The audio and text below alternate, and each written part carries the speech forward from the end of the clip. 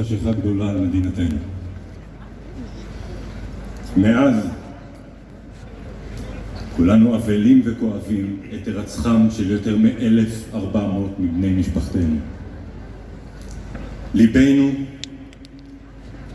עם משפחות חיילי וחיילות צה"ל ואנשי כוחות הביטחון שהקריבו את חייהם למען כולנו.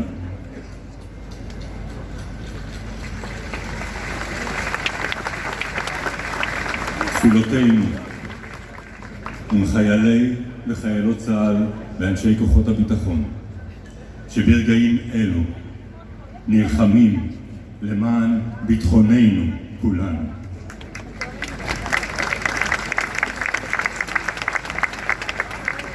אבל דאגתנו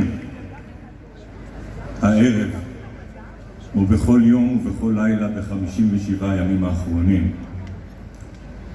היא לאותם בני עמנו, בני משפחתנו ויקירינו שעדיין שם.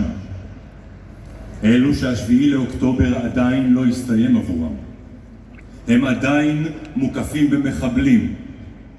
הם עדיין לבד מול המרצחים והם עדיין מחכים שנבוא להציל אותם.